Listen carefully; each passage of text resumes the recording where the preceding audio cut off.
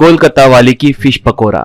एक माँ अपने बेटी के साथ राजपट्टनम नाम के एक शहर को आती है। माँ का नाम दीपा था। वो बेटी के साथ उस शहर के एक घर में उतरती है।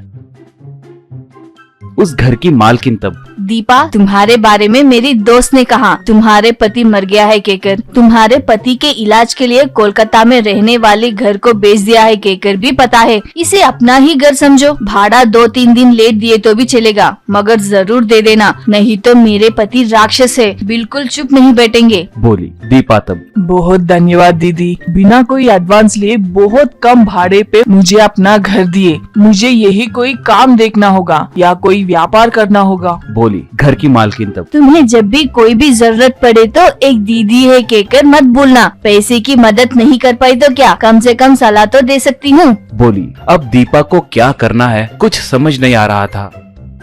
वो अपनी बेटी तारा को साथ लेकर उस गांव के बाजार को गई। बाजार को जाते ही वहाँ पर फिश फ्राई की महक आने लगती है। फिश फ्राई को देखकर दीपा की बेटी तारा उसे फिश फ्राई खाने का मन कर रहा है कहकर जिद करती है। तब दीपा ठीक है कहकर फ्राई खरीदने के लिए दाम पूछती है तो वो एक फ्राई का दाम 100 रुपए कहता है। ये सुनकर दीपा दंग हो जाती है, मगर बेटी के जिद को देखकर फिश फ्राई खरीदती है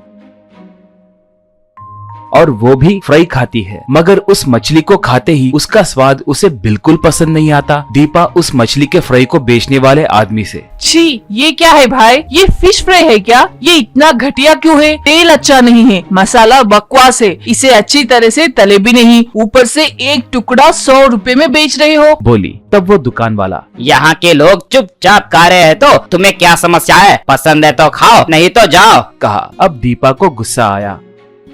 वो घर जाने के बाद अच्छे से सोची। लगता है उस फिश फ्राई को बेचने वाले को फिश फ्राई बनाना बिल्कुल नहीं आता। स्वादिष्ट फिश फ्राई हम कोलकाता वाले ही बना सकते हैं। ठीक है, अब से मैं फिश फ्राई बनाकर बेचूंगी। यहाँ के लोगों को कोलकाता फिश फ्राई का स्वाद लगे तो वो फिदा हो जाएंगे, सोची और ये बात घर के मालकिन से बताई।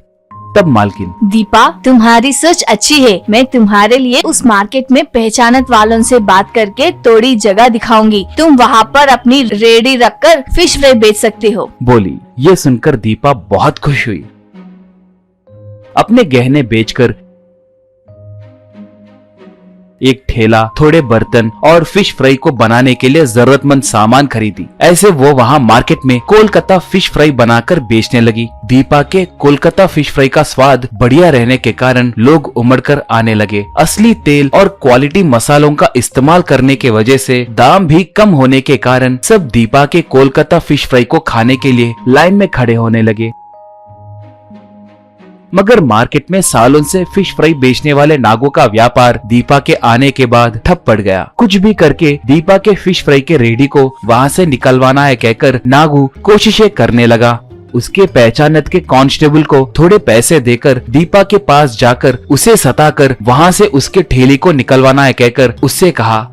ऐसे वो कांस्टेबल आए दिन दीपा के फिश फ्राई के रेडी के पास आकर उसे बहुत सताने लगा। उस कांस्टेबल से परेशान होकर दीपा उस ठेले को वहाँ से निकालने के लिए सोची। एक बार तारा स्कूल से आकर देखी तो उसे दीपा उदास दिखाई दी। ऐसे क्यों बैठी हो कहकर उसने माँ से पूछा तो दीपा जो बीता वो सब उसे बताई। तारा तब, माँ, तो फिर हम पुलिस वालों को कंप्लेंट दे सकते हैं ना? बोली। दीपा तब, रक्षा करने वाले ही सताने लगे तो हम कंप्लेंट किसे देंगे बोलो, बोली। तब तारा ठीक है कहकर चुप रह गई।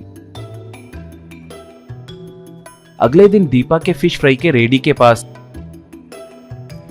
कांस्टेबल गिरी आकर, क्यों दीपा, इस रेडी को यहाँ से निकालने के लिए कहा था ना मैंने, कब निकालोगे? कहकर उसे धमकाने लगा। तभी वहाँ का सीआई आया। आते ही गिरी को एक खींच के मारकर, क्यों, तुम्हें ड्यूटी करने कहे तो पैसों के लिए ऐसे व्यापारियों को सताओगे क्या? अच्छा हुआ कि इस बच्ची ने तुम्हारे बारे में बताया। एक और बार ऐसे किसी को सताए तो तुम्हें नौकरी से निकलवा दूंगा। छह, तुम जैसे थोड़े लोगों के वजह से ही हम जैसे सिंसियर पुलिस वालों के बारे में सब गलत सोच रहे हैं, कहा। बाद में सीआई वही मौजूद नागू को भी वार्निंग दिया। तब से नागू दीपा के आड़े नहीं आया। बाद में दीपा बहुत पैसे कमाई, बेटी को अच्छे से पढ़ाई।